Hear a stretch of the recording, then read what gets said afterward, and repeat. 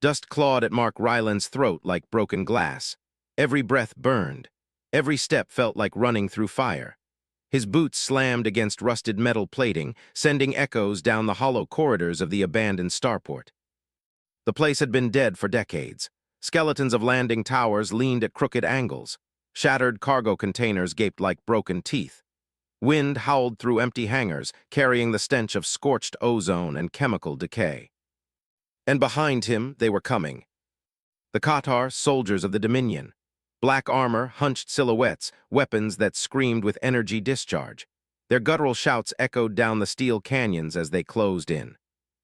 Move, Mark hissed to himself, lungs tearing for air. He clutched the map tube tighter against his chest. It was slick with sweat, the leather worn and cracking beneath his fingers. Inside was everything, the last hope of dozens of lives. The only route through the collapsed tunnels beneath the ruins. The only path to the refuge where 43 Cassanth children were hiding. If he lost it, they were dead. A burst of plasma exploded against a nearby wall, showering him with molten slag. Another hissed past his ear, close enough to sear a line across his neck. He stumbled, nearly falling, but kept moving. The floor gave way without warning. A corroded cable snapped under his boot and he dropped hard onto one knee, the shock rattling through bone. The tube slipped from his grasp, tumbling end over end through the skeletal framework below. No, no, no. He lunged after it, fingers brushing air. The tube hit the ground 2 levels below with a hollow clatter. The cap popped off. The map, the single copy, hand-drawn in careful ink on salvaged cloth, spilled out and fluttered away like a dying bird. Mark watched it drift, watched it slap down into a pool of oily water, watched the ink begin to bleed into black smears. The routes vanished before his eyes, the tunnels, the refuge, the only safe way out, gone. Shit, he was already moving, scrambling down a collapsed walkway. But a plasma bolt screamed past, scorching the ground less than 2 meters from his head. They were too close. Voices barked above him, Qatar, hunting dogs in armor. Another shot blasted a steel beam into molten fragments. There was no time.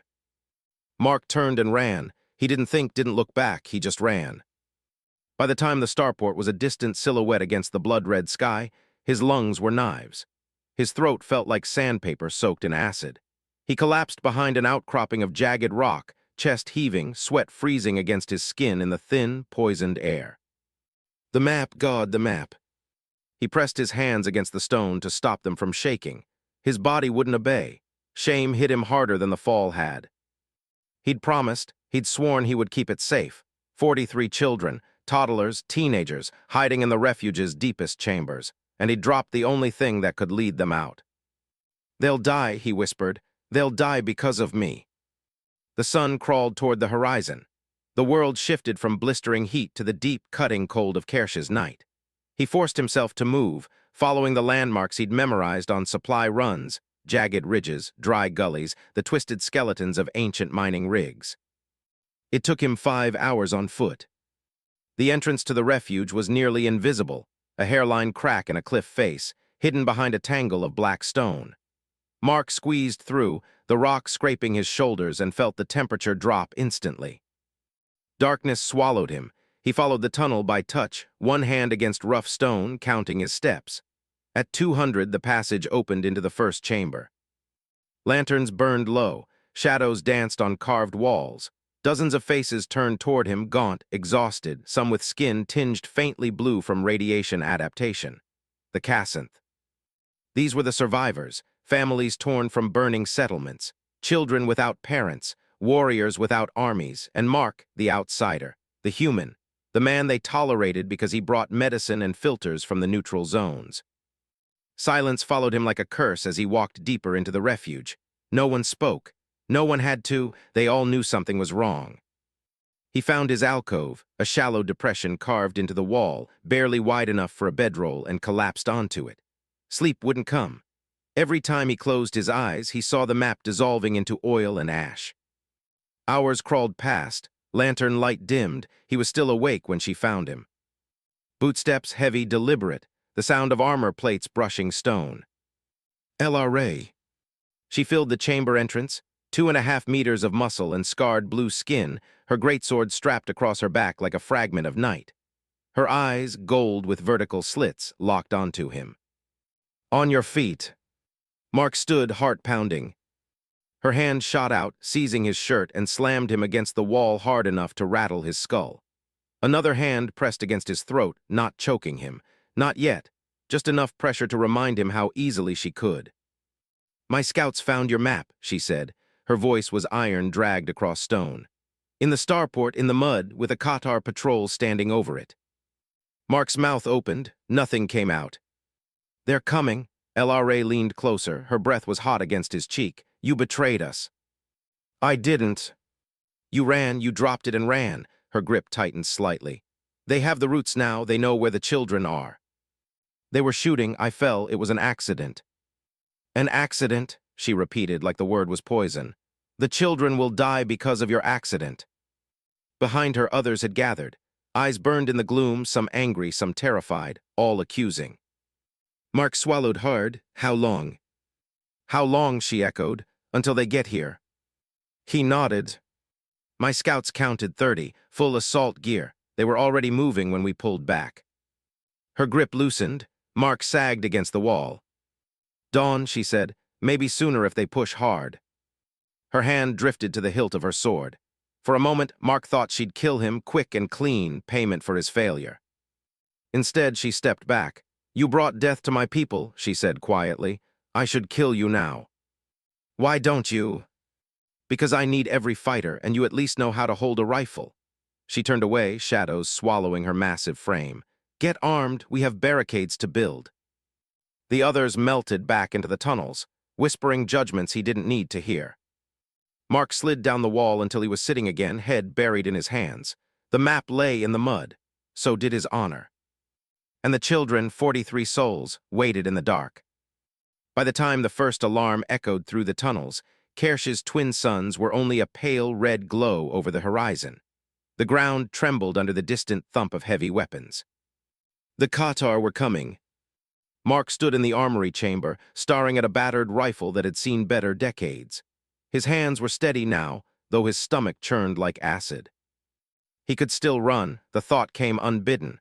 The neutral zone was only a week's walk east. He could disappear, pretend none of this ever happened. But he knew he wouldn't, he couldn't. Not anymore. Not after the map.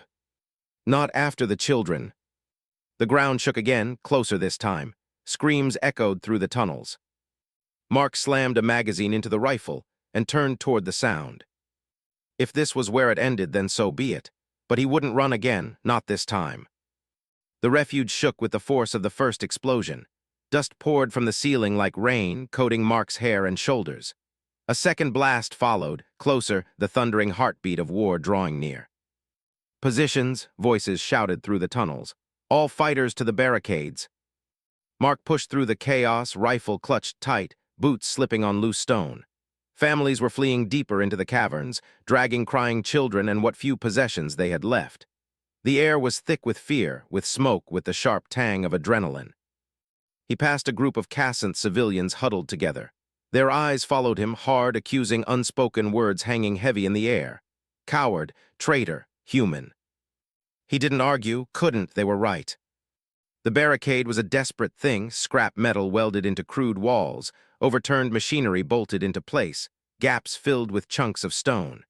It wouldn't hold for long, but it was all they had. LRA stood at the center, armored and colossal even with bandages visible beneath her plates. Her greatsword was drawn, the blade gleaming in the dim lantern light. She didn't look at Mark as he approached. Sector 3, she barked. Ready, someone answered. Flanking tunnels. Set charges. If they breach, we collapse them. LRA nodded, then her eyes turned toward Mark. You north approach with Kesh's unit. Mark swallowed. Yes, ma'am. Her gaze lingered for a heartbeat too long. Don't run this time. I won't. North approach was little more than a narrow hallway reinforced with scavenged steel and rigged with trip mines. 5 Cassanth fighters crouched behind the barricade, rifles ready. One of them, a broad-shouldered veteran named Kesh, gave Mark a look that could have cut stone. You're the one who lost the map. Yeah. Don't get us killed. Working on it. The ground trembled. Somewhere in the tunnels ahead, Qatar voices barked commands, guttural, rhythmic. A mechanical whine rose as breaching gear spun up. "Here they come," Kesh muttered. The first charge went off with a blinding flash. A section of the steel barricade folded inward, glowing red-hot. Then came the sound, not like footsteps, but a flood. Dozens of boots, coordinated, pounding the ground in perfect rhythm. Qatar soldiers surged into the tunnel. They were monstrous, hunched figures in biomechanical armor, their skin a mottled blend of gray and black metal plating. Their weapons screamed with plasma fire, filling the passage with blue-white light. "Fire!" Kesh roared. The corridor exploded in chaos. Mark squeezed the trigger. The rifle kicked against his shoulder, sending rounds into the oncoming tide. One Qatar fell, then another. Plasma bolts tore through the air, searing stone into glass and lighting the narrow space like lightning. A Casanth fighter beside him screamed and dropped, chest smoking. Another was thrown back by a direct hit. "Hold the line," Kesh shouted, firing again and again. Mark ducked behind cover as plasma rounds chewed through the barricade. The air was too hot, too thin, every breath a fight. He reloaded, fingers trembling, and fired again. For every Qatar they dropped, two more took its place. "They're pushing hard," Mark yelled. "Hold," Kesh snarled. "We give ground here, we lose everything." But they were losing. Inch by inch the Qatar advanced, their armor shrugging off small arms fire, their weapons cutting defenders down. A blast shook the passage and part of the barricade collapsed. Mark stumbled back, coughing as smoke filled the tunnel. "Kesh," he shouted, "we need to fall back." "Not yet." Mark saw it too late, a plasma bolt streaking through the haze. It slammed into Kesh's chest, throwing him against the wall. He didn't move again. Mark froze, the line was collapsing. He could hear Elra's voice in his head, "Don't run this time." He gritted his teeth, stepped over Kesh's body, and kept firing. Minutes blurred into eternity. The Qatar advanced, relentless, unstoppable. Defenders fell. Ammunition ran dry. The tunnel became a slaughterhouse. And then, just as Mark's rifle clicked empty, a horn echoed through the cavern, a low, booming note that shook the ground. "Fall back," someone shouted. "Secondary position."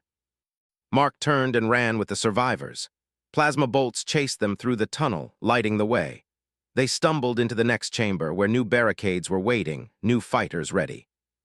LRA stood there, sword dripping with black blood. "North tunnel," she demanded. "Gone," Mark panted. "They're coming." Her jaw clenched. "Then we hold here." The battle spilled into the next chamber. This time, the defenders had heavier weapons, scavenged plasma throwers, mounted machine guns. The Qatar hit a wall of fire and fell back, regrouping. For now, they had bought time. Minutes, maybe. Mark collapsed against a wall, chest heaving. His hands shook uncontrollably.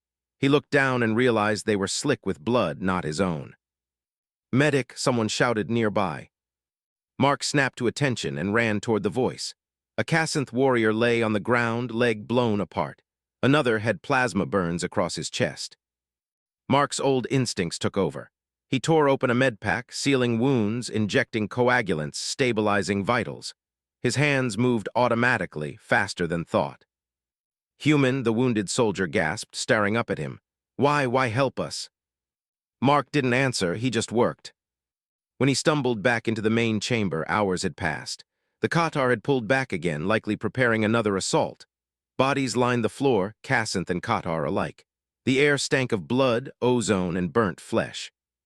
LRA was there, leaning against the barricade, her left shoulder wrapped in hastily tied bandages. "You fought," she said quietly. Mark nodded. "And you didn't run." "Not this time." Something flickered in her golden eyes, not forgiveness, not yet, but maybe the faintest shadow of respect. "Get some rest," she said. "We'll need you when they come again." Mark nodded and turned to leave. And that was when he heard it. A scream, high-pitched, terrified. It came from deeper inside the refuge. Mark's blood ran cold. The children. Without thinking, he grabbed his rifle and sprinted toward the sound. He shoved past civilians, leapt over debris, and raced down the narrow corridors toward the lower chambers. The screams grew louder, sharper. When he rounded the final corner, his heart nearly stopped. The heavy blast door leading to the children's chamber was glowing orange, molten metal dripping from its seams. Qatar cutting tools, industrial-grade plasma torches, hissed and roared on the other side. The steel was seconds from giving way. "No," Mark whispered. "Fall back," someone shouted behind him. "No," he yelled, "they'll slaughter them." The door cracked. A shower of sparks erupted as a section split open, glowing white-hot. Through the gap, Mark caught a glimpse of movement, Qatar soldiers, weapons raised, ready to storm inside. He raised his rifle. It was empty. He reached for his sidearm, empty too. The only thing within reach was a fallen Cassanthe blade, half buried in rubble. He grabbed it, hefted its impossible weight, and planted his feet. If they came through, they'd have to go through him first. Cliffhanger. The blast door burst inward with a thunderous roar. Blue-white plasma fire poured through the breach as Qatar soldiers charged forward, straight toward the children's chamber. Mark tightened his grip on the sword, heart pounding. He wasn't running, not this time. The door exploded inward in a storm of molten metal and plasma. Heat slammed into Mark's face like an open furnace. Qatar soldiers stormed through the breach, armored shadows with glowing eyes and weapons humming in their claws. There were 6 at first, then 12, then more. Mark had no rifle, no sidearm, only a Cassanthe great blade far too heavy for human hands. It was nearly as long as he was tall, its edge chipped and blackened with age. He could barely lift it. But he lifted it anyway. "Come on," he whispered, "come and get me." The first Qatar lunged. Mark swung wildly. The blade crashed into its chest plate with a screech of metal and sent the soldier staggering back. His arms screamed with the effort, but adrenaline pushed him forward. Another soldier fired. A searing plasma bolt slammed into the wall inches from his head. Mark ducked, swung again, and caught the second attacker's leg. It dropped, shrieking, and he drove the blade down into its chest with a roar that was more pain than rage. He wasn't fighting well, he wasn't trained for this, but he was fighting. And he wasn't moving. The children were behind him now, huddled together in the farthest corner of the chamber, crying, clutching each other. He heard their sobs, their tiny gasps, their whispered prayers. "They're why you're here," he told himself. "They're why you don't run." A plasma bolt grazed his shoulder, spinning him sideways. He fell hard, the great blade clattering across the floor, his vision blurred. The nearest Qatar raised its rifle, a clean kill shot. It never fired. A massive blue shape slammed into it, sending the alien crashing into the far wall. LRA, bleeding, limping, barely standing, roared as she tore through the attackers with her own blade. One fell, then another. Blood sprayed the stone. "You shouldn't be here," Mark gasped. "Neither should you," she hissed, parrying a plasma bayonet with a swing that split a rifle in half. Together they fought, human and Cassanthe, back to back, Mark with clumsy, desperate swings, LRA with brutal, precise fury. The air was thick with smoke and fire and the smell of blood. But there were too many. "More incoming," Mark shouted. "I see them." Elra's breathing was ragged. A deep wound across her abdomen soaked her armor in dark blood. "You're hurt."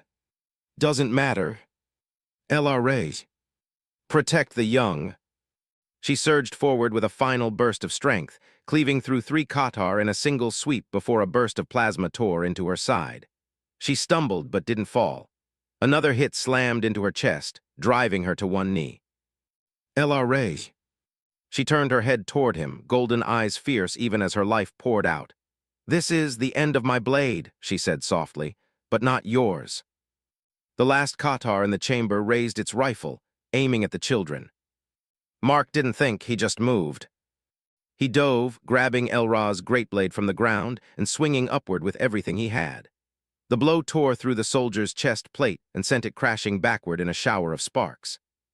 Silence followed. The chamber was a graveyard of smoke and bodies. LRA collapsed beside him, blood pooling beneath her. Mark crawled to her side, shaking. "Don't you dare," he whispered. "Don't you dare die." She laughed, a dry, rasping sound. "Too late for that." "No, I can fix this, I can." "Listen," she gripped his wrist with surprising strength. "Our ways are older than your son's. When one warrior cannot continue, she passes her blade, her duty, her blood." "LRA, please." "My blade is yours now, Mark Ryland of Earth. My fight is yours." Her hand trembled as she pressed the hilt of the sword into his palm. The cloth wrapped around it, stained with her blood, soaked into his skin. "You are clan-bound now," she whispered. "Brother, protector, one of us." Tears blurred his vision. "I don't deserve that." "No one ever does." Her golden eyes softened, the fire fatting. "Lead them, live for them." And then they went still. Mark sat there for a long time, the great blade across his knees, Elra's body cooling beside him. He'd seen death before, comrades, civilians, even enemies, but this was different. This was trust. This was a bond forged in blood and fire and shared defiance. Her blood, his cloth, their contract. He turned slowly to face the children. Their eyes were wide, terrified, but they weren't crying anymore. They were looking at him, waiting. "Come on," he said, forcing his voice to stay steady. "We have to go." The maintenance shaft was narrow, hidden behind a broken bulkhead. Only children and someone Mark's size could fit through.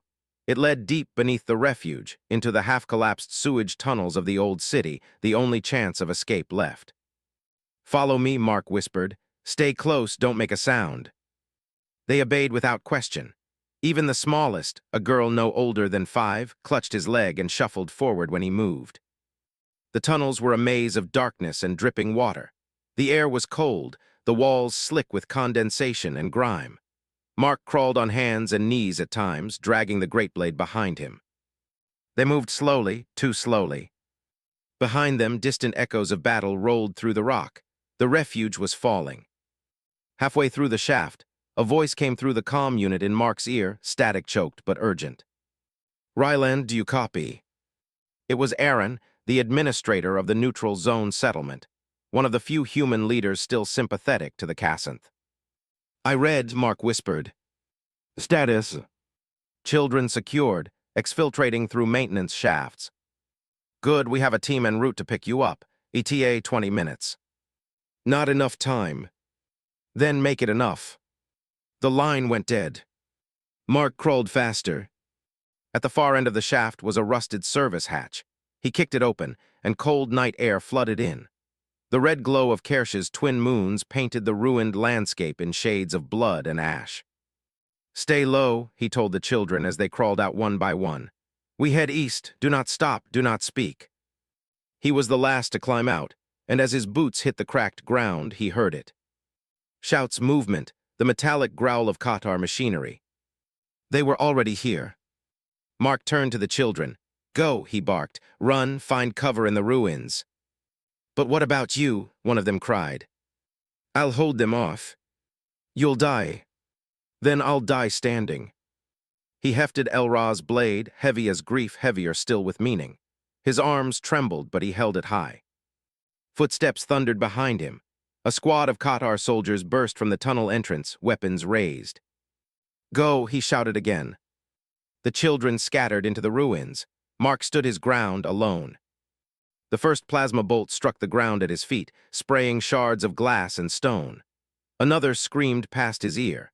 He ducked behind a broken wall, then charged, swinging the great blade with everything he had. The first soldier fell, then the second, then the third.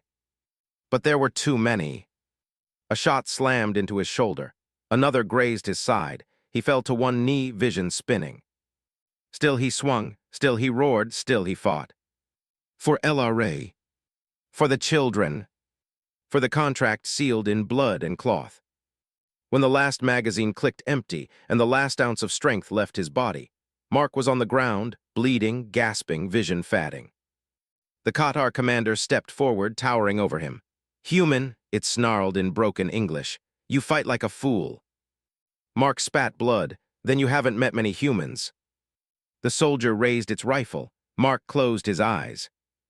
Then a deafening blast shook the ground, a roar like thunder, and a voice, deep, furious, familiar, bellowed from the ridge above. "Nobody touches the clan bound." Mark woke to the sound of rain. Cold drops hit his face, slid down his cheek, and pooled in the hollow of his throat.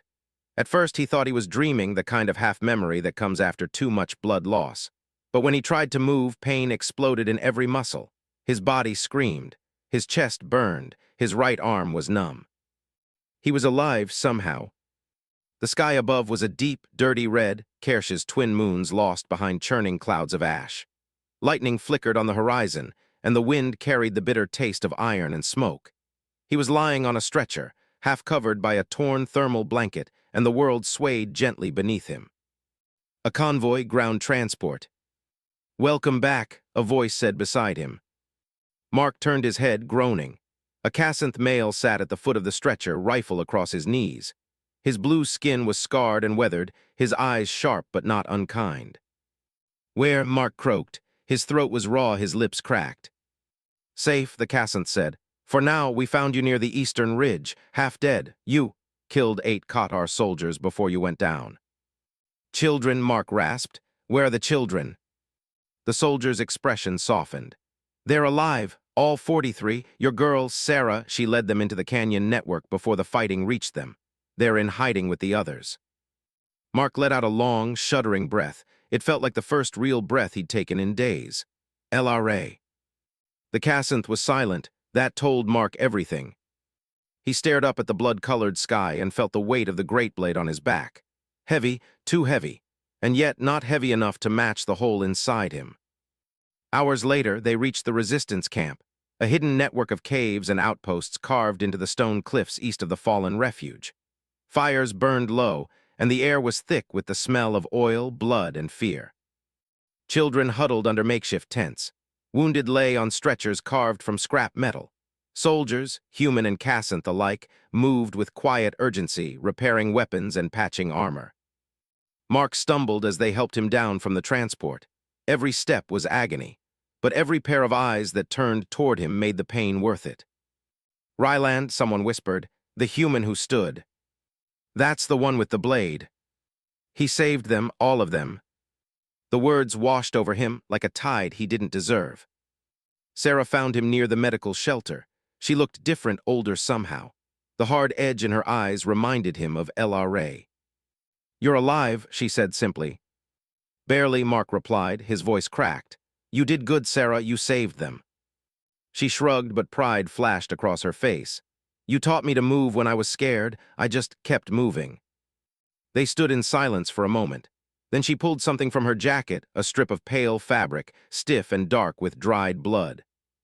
"We found this," she said softly. "In the tunnels, I think she wanted you to have it."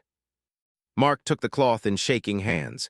It was from his own shirt, the makeshift bandage he'd tied around Elra's wounds. Now stained with her blood, it felt like more than cloth. It was a promise, a memory, a contract. "Thank you," he whispered. Sarah studied him for a moment.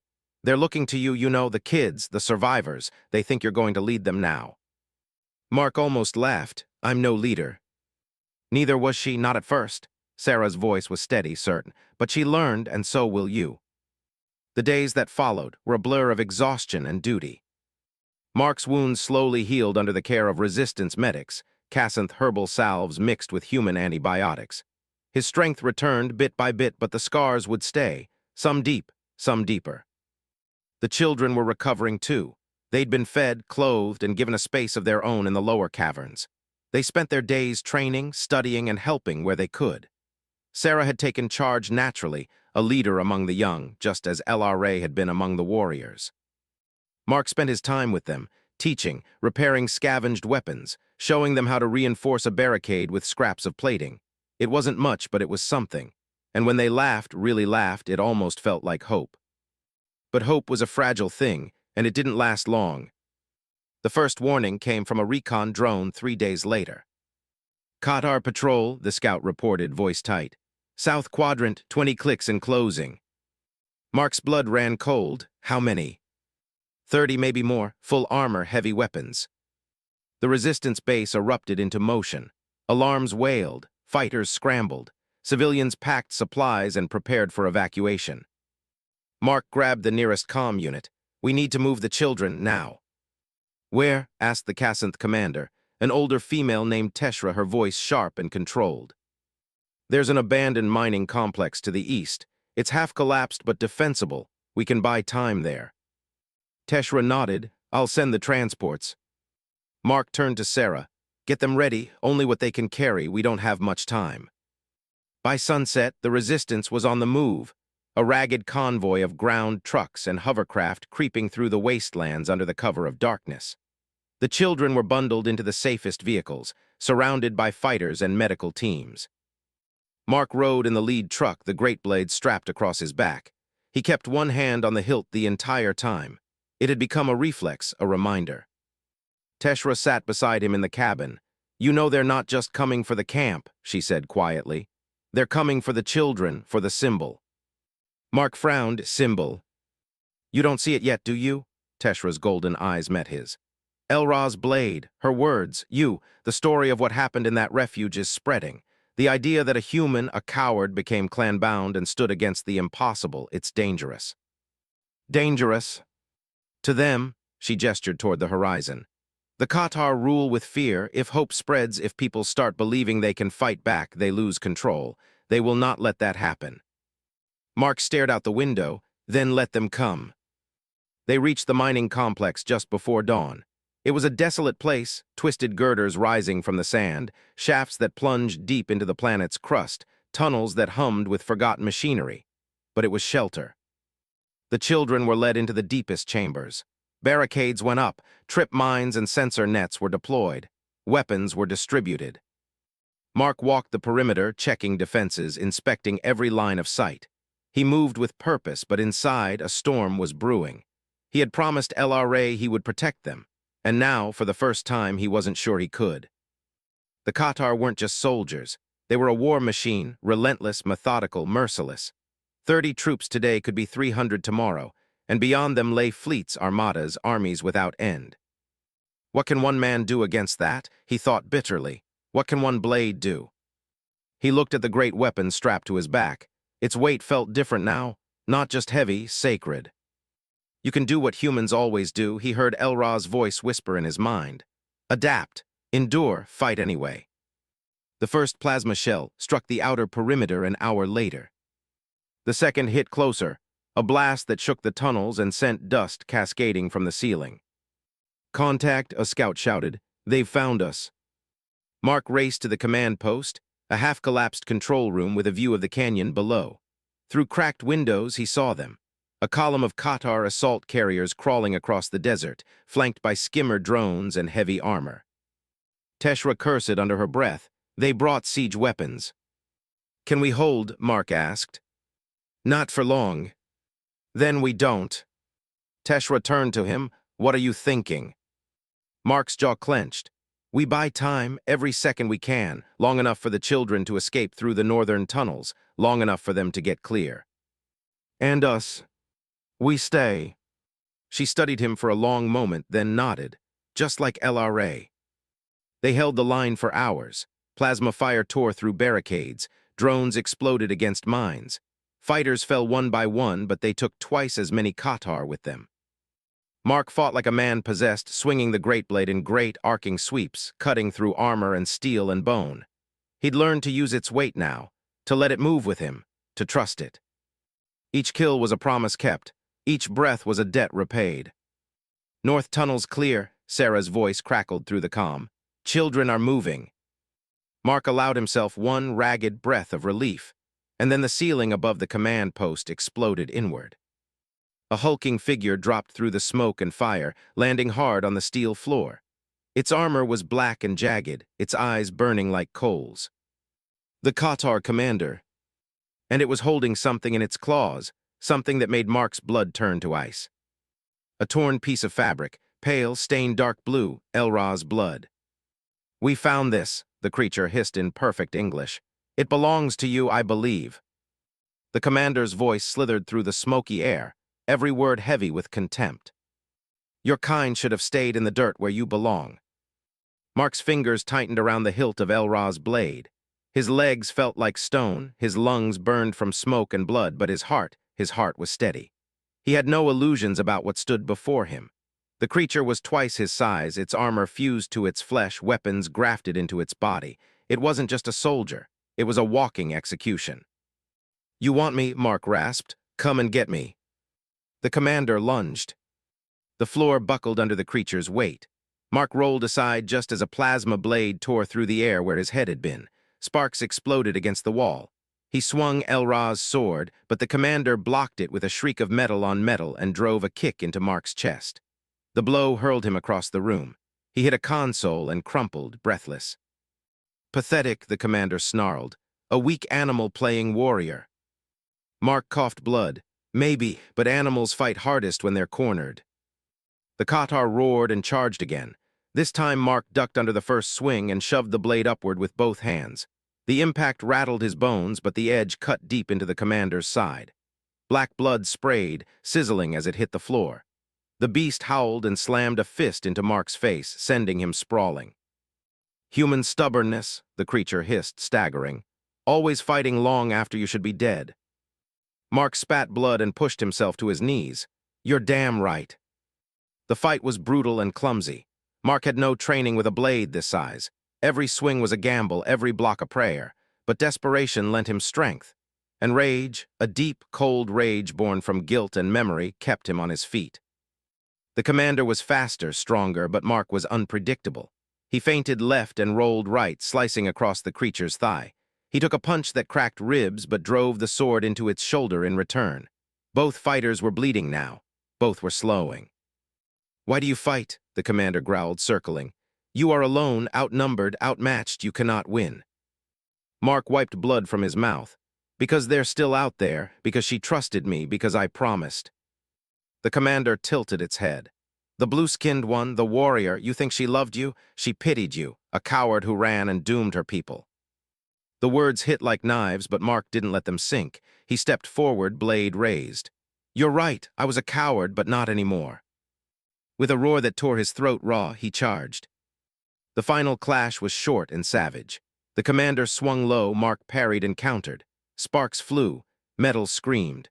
The creature grabbed the sword with a clawed hand and yanked it free, throwing it aside. Mark Dove caught the hilt before it hit the ground and drove the blade upward with every ounce of strength he had left. The steel pierced armor, flesh, bone. The commander froze, black blood bubbling from its mouth. "Impossible," it gasped. Mark leaned close, his voice a growl. "We do impossible things, it's kind of our thing." The creature collapsed. The ground shook as it fell, lifeless. Mark staggered backward, chest heaving, vision swimming. His hands shook so badly he almost dropped the sword. It was over for now. Silence fell over the control room. The battle outside still raged, but Mark barely heard it. He slumped against the wall, blood pooling at his feet, and stared at the body of the commander. "LRA, I did it." But the words rang hollow. This wasn't victory. It was survival, temporary, fragile, uncertain. "Ryland," a voice shouted from the hallway. Teshra stumbled in, her armor scorched and smoking. "We have to fall back, they're breaking through." Mark nodded weakly. "The children." "Clear, Sarah led them through the northern shaft. They're on the move." "Then we've done what we came to do." Teshra glanced at the dead commander. Her golden eyes softened. "You carry her blade well."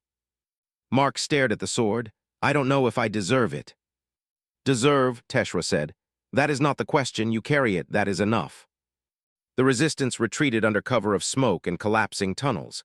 They abandoned the mining complex, planting charges that detonated behind them and sealed the passages.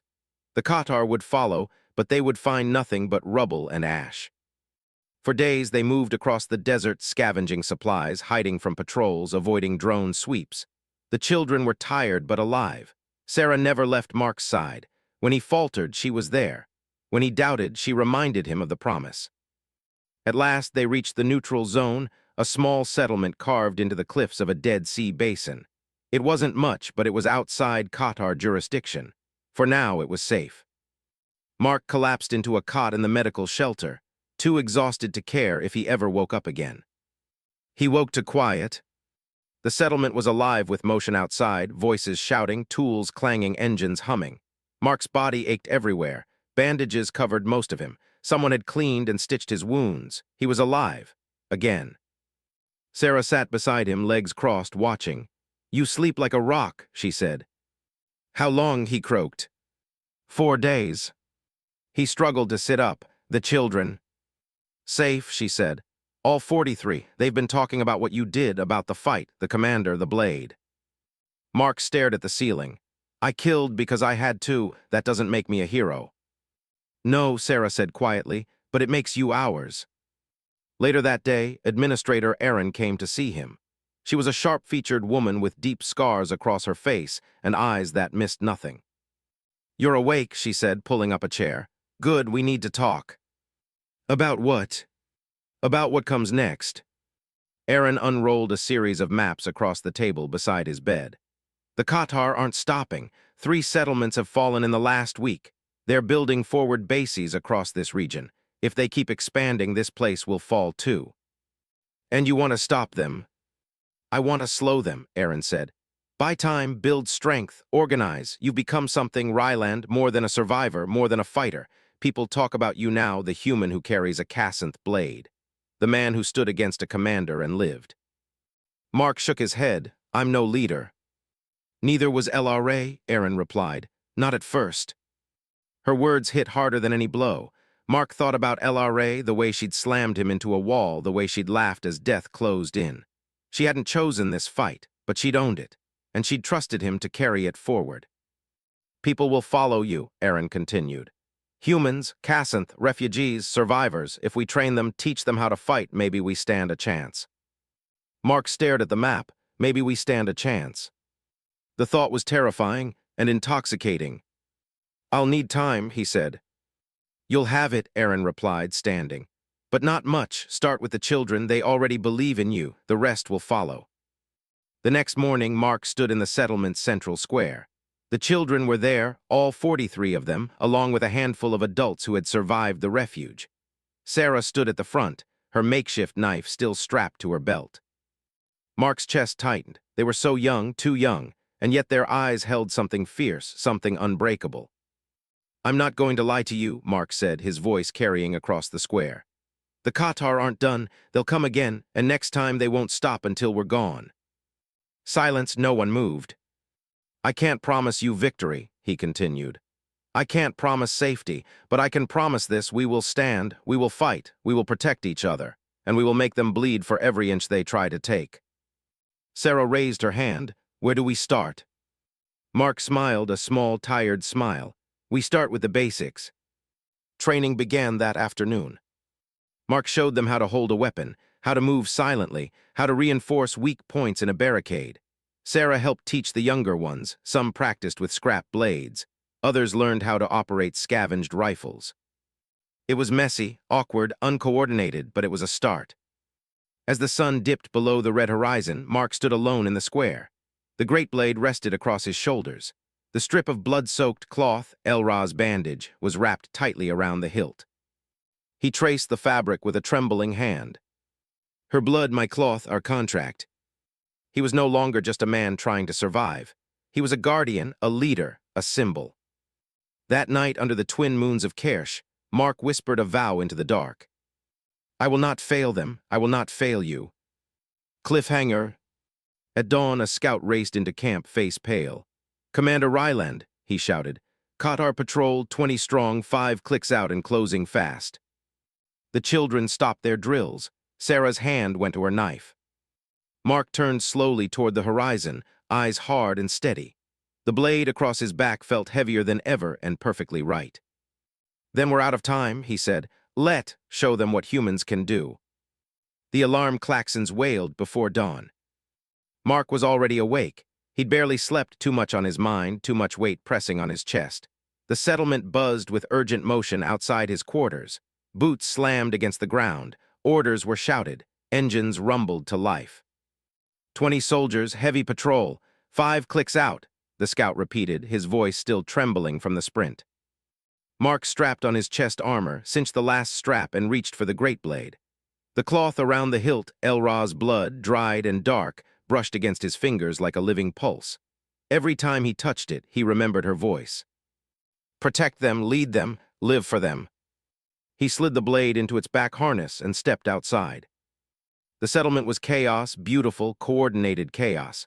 Cassanthe and humans worked side by side, dragging barricades into place, mounting scavenged plasma cannons on rooftops, stringing trip mines across the southern approaches. Children carried ammo crates. Medics prepared field hospitals in the tunnels. Teshra met him at the command post. Her armor was patched and scarred, her face lined with exhaustion, but her eyes were steady. "They're moving faster than we expected," she said.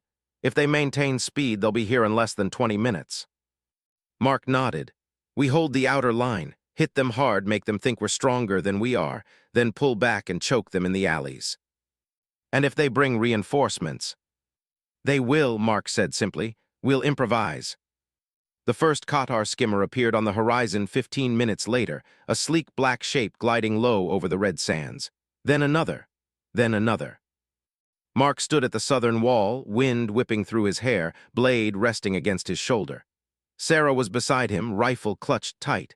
She looked terrified, but she didn't back down. "You don't have to fight," he said softly. She looked at him like he'd lost his mind. "Neither do you." He almost smiled. Point taken. The battle began with fire.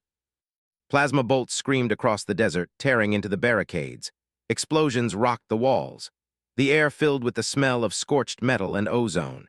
Cassanthe sharpshooters returned fire from the rooftops, picking off skimmer pilots. Mounted cannons roared, shredding the lead vehicles with brutal efficiency. But the Qatar kept coming. Dozens of armored troops poured out of the transports, weapons blazing. They advanced in perfect formation, their heavy shields deflecting incoming rounds. The ground shook beneath their march. "Focus fire on the center column," Mark shouted. "Break their line." A coordinated volley erupted from the defenders. Plasma shells and railgun rounds hammered the center of the formation. Armor cracked, shields failed. Several soldiers went down and the advance faltered. "For now," Teshra muttered. The fighting was brutal and relentless.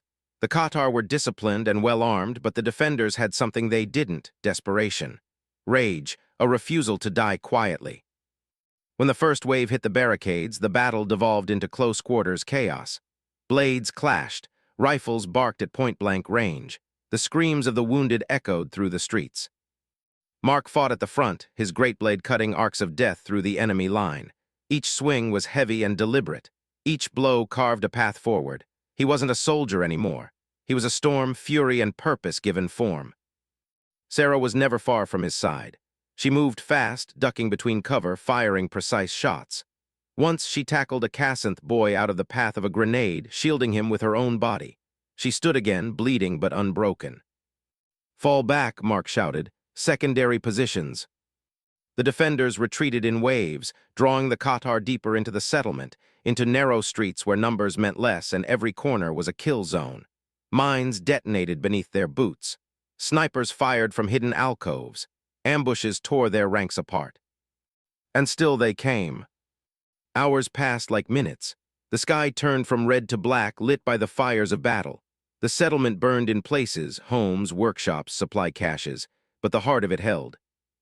Then came the sound that froze every fighter in their tracks, a low, rising hum deep enough to rattle bone.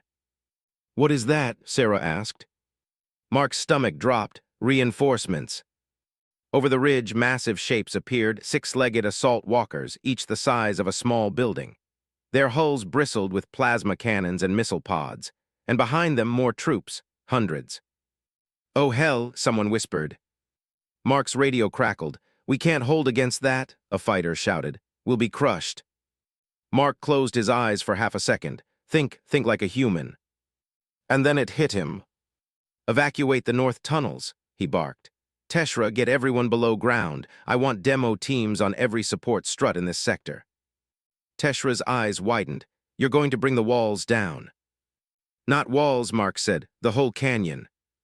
It was madness, reckless, dangerous, exactly what they needed. As the last civilians fled into the tunnels, Mark and the demolition teams planted charges along the outer support columns, the ones holding the canyon edge above the settlement. It was old mining tech, never meant for war. But if they timed it right, the explosion would trigger a cascade collapse that would bury the enemy under thousands of tons of rock. They had one shot. "Charges set," a demolition engineer shouted. Mark looked out over the battlefield. The Qatar were advancing again, confident and relentless. The walkers loomed closer, their cannons charging for a final assault. "Detonate on my mark," he said. "Sir, we won't have time to clear the blast radius." Mark's jaw clenched. "I know." Sarah grabbed his arm. Mark, no. Someone has to stay to trigger it manually, he said. If the signal fails, the whole plan fails. I'll do it, she said. He shook his head. Not a chance. You're the leader, they need you. They need you too, he said softly. But right now, I'm the one who made the promise. She stared at him for a long moment, then nodded. Then I'll stay with you. No, he said gently. You'll make sure they remember. The Qatar were less than 200 meters away when the first charge went off. The ground shuddered. A ripple of dust shot across the desert floor, then another, cracks spiderwebbed through the canyon walls. Now, Mark shouted. The remaining charges detonated in unison. The world erupted. Stone screamed as it tore free from the canyon walls. Massive slabs of rock sheared loose and crashed down onto the advancing enemy. Walkers vanished beneath avalanches. Troops were swallowed by collapsing ground. The desert itself roared in fury. The Qatar line broke. Panic rippled through their ranks. Survivors fled, scrambling over the dead and the dying. The battle was over. When the dust finally settled, red dusk was gone, buried under a jagged mountain of stone and fire. The settlement was shattered. The battlefield was silent. Mark lay beneath a section of collapsed scaffolding, bleeding and broken but alive. The blast had thrown him clear at the last moment. He coughed dust from his lungs and blinked at the sky, now a deep crimson, the color of old blood. Footsteps crunched through the rubble. Sarah's voice broke through the ringing in his ears. Mark. He tried to sit up, failed. Did it work? She knelt beside him, tears streaking her soot-stained cheeks. It worked, you did it. He smiled faintly. Good. Don't you dare die, she whispered, gripping his hand. Not after all this. Mark laughed, a dry, broken sound. I'm too stubborn for that. Hours later, the survivors gathered on a rocky ridge overlooking the burial ground where red dusk had once stood. There were fewer of them, now too few. But the ones who remained stood tall, shoulders squared, heads high. The Qatar hadn't just lost a patrol. They'd lost a battalion, a commander, 2 walkers, and most importantly, they'd lost their fear advantage. Word would spread. People would hear about the canyon collapse, about the blade bearer who stood and refused to yield. Mark stood with them, bandaged and leaning heavily on his sword. Every breath hurt. Every movement was agony. But when the wind caught the blood-stained cloth wrapped around the hilt, he felt Elra's presence there, as if she were standing beside him, smiling that fierce, defiant smile. You kept your promise, Teshra said quietly. Not yet, Mark replied. We're still breathing, that means we keep going. The wind screamed across the red plains of Kersh. Weeks had passed since the Battle of Red Dusk. The scars of the canyon collapse still split the land, jagged canyons of stone and metal buried beneath the sands. The Qatar had not returned. Not yet. But every scout report told the same story. They were coming. Not a patrol, not a battalion. An army. Mark stood on the ridge overlooking the ruins, cloak whipping around him. He looked thinner now, harder. His once battered armor had been reforged and patched together from scavenged plates.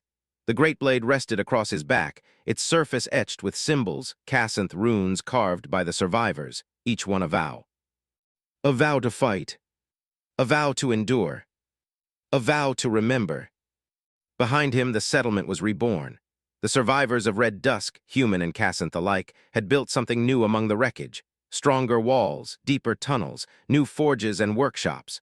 Children trained in open courtyards. Scouts patrolled the perimeter with eyes sharp and weapons ready. This was no longer a hiding place. It was a fortress, a spark. Commander, came a voice behind him. Mark turned. It was Sarah, taller now, her face sharper, her movements more deliberate. She wore light armor and carried a rifle slung across her back. At her hip was a curved blade, Kassanth made, forged from scrap metal and bloodsteel. She was a child no longer. They've breached the outer perimeter, she said. 200 kilometers south, scouts estimate 4 days. Mark nodded. How many? Too many, she hesitated. Command wants to evacuate the children. They think we can't win this. Maybe we can't, Mark said, but running means the Qatar win without a fight. Sarah stepped closer. What if this is the end? Mark looked at her, a faint smile ghosting across his face. Then we make sure they remember it. The next 4 days were a blur of preparation. Scavenged weapons were repaired. New traps were set. Artillery platforms were dug into the canyon walls. Messages were sent across the sector, calls for aid, for alliances, for anyone willing to fight. Some answered, most did not. But a few came. Small ships landed in the desert outside the settlement, smuggling vessels, refugee transports, broken-down freighters. Out of them stepped fighters from half a dozen species. Ragged, desperate, determined. "We heard about the cloth-bearer," said a grizzled reptilian mercenary. "The man who made the desert fall." "We came to stand with you," said a silent-eyed insectoid healer. "Not for you," growled a scarred Qatar defector. "For what you represent." And just like that, Mark's ragtag resistance became an army. The Qatar came at dawn on the 5th day. The horizon burned with the glow of engines and plasma fire. Columns of walkers marched across the plains. Dropships screamed overhead. Gunships filled the skies. It was a force meant to crush rebellions, to erase hope. Mark stood on the wall, great blade planted in the ground before him, and watched them come. The wind tugged at his cloak. His heart hammered, but there was no fear, not anymore. "Positions," he shouted. The defenders took their places. Cannons swiveled, shields hummed to life. Snipers checked their scopes. Children turned soldiers gripped their rifles with trembling hands, but their eyes were steady. Mark took a deep breath. "This is it," he said into the calm. "They think we're weak, they think we'll break, they think we'll run." Silence crackled across the radio. "They're wrong," he said, "because we're human and Cassanth and 100 other names they don't even know. We're the ones they couldn't kill in the tunnels, the ones who turned rubble into weapons, the ones who took their fear and threw it back in their faces." He raised the blade high. "Today we don't fight for victory. We fight for every life they tried to take. We fight for every drop of blood they spilled. We fight because we promised we would." The defenders roared as one. The battle began with fire and fury. The first salvo from the resistance artillery tore through the enemy's front line, turning walkers into scrap. Gunships rained plasma from above, only to be met by swarms of jury-rigged missiles. Drones screamed through the sky, dueling with scavenged fighter craft in twisting spirals of light and death. The Qatar pushed forward, relentless and overwhelming. For everyone they lost, 10 more stepped over their bodies. Their ground forces crashed against the fortress walls like a tidal wave, clawing for a foothold. And still the defenders held. Mark was everywhere, shouting orders, hauling wounded from the field, charging into breaches with his blade blazing. His body was a map of bruises and cuts, but he moved like a force of nature. Every swing of his sword was a promise kept. Every enemy he cut down was another second bought for the people behind him. Sarah fought at his side, precise and fearless. Her blade found gaps in armor. Her rifle barked in perfect rhythm. Together they became something the Qatar had never faced before, not an army, but a story, a living legend. But legends don't stop armies. Hours into the battle, the Qatar deployed their final weapon, a towering siege engine, 50 meters tall, bristling with cannons and armor thicker than a city wall. Its steps shook the ground. Its weapons leveled entire buildings with a single volley. Mark stared at it from the command post. "If that thing breaches the wall, we're done." Teshra's voice was grim. "We have one chance, a strike team up close, inside the armor." Mark nodded slowly. "Then we'll do it." "I'll lead it," Sarah said immediately. "No," Mark said, "I will." She glared at him. "You always do." "Because it's my promise," he said quietly. "This ends with me." There was no arguing with that. The assault on the siege engine was suicide. Mark and a small team of fighters raced through the burning streets, dodging artillery fire and weaving through collapsing buildings. They reached the massive machine's leg, attached magnetic clamps, and began the climb. The metal was hot beneath their hands, trembling with the thrum of its engines. Plasma bolts screamed past them. One fighter fell, then another, but Mark kept climbing, every movement a defiance of gravity and fate. They breached a maintenance hatch near the top and stormed inside. The corridors were narrow, lined with pools-ing conduits and armored bulkheads. Qatar soldiers poured in from every direction. Mark fought like a man possessed. Blade, fist, elbow, every strike was desperate, brutal, final. His team fell around him one by one until only he remained, bloodied, battered, limping. At last he reached the core chamber, a swirling mass of plasma held within magnetic rings. It was the heart of the beast. He placed the charges. "Mark," Sarah's voice crackled over the comm. "Get out of there, we can trigger it remotely." "Negative," Mark said, breath ragged. "Manual detonation's the only way to bypass the failsafes." "Then I'm coming to you." "Stay where you are," he said. "This is how it ends." "Please," she whispered, "don't do this." Mark smiled faintly. "I promised, remember." The charges detonated.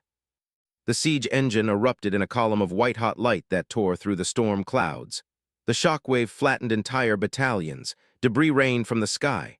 The Qatar line shattered. And at the heart of it all, where the fire burned brightest, the cloth-bearer vanished. The battle ended at dusk. Leaderless, broken, and terrified, the Qatar retreated across the plains. Their armada scattered into orbit. The resistance had done the impossible. They had survived. They had won. But victory tasted hollow. Sarah stood on the ridge where it had all begun, the great blade clutched in her trembling hands. The cloth was still there, torn, burned, soaked in blood. His blood now and El-Raz before him. Her voice was barely a whisper. His cloth, her blood, their contract. The wind carried the words into the darkening sky. Weeks later, the galaxy would speak his name. Clothbearer, a human who carried a blade and a promise and defied an empire. Statues would rise in refugee camps. Children would learn his story before they could read. But to Sarah, to the children, to the survivors, he was more than that. He was the man who stood when no one else would. The man who took their fear and turned it into hope. And though his body was gone, his vow remained, carved into every wall, whispered in every oath. Protect them, lead them, live for them.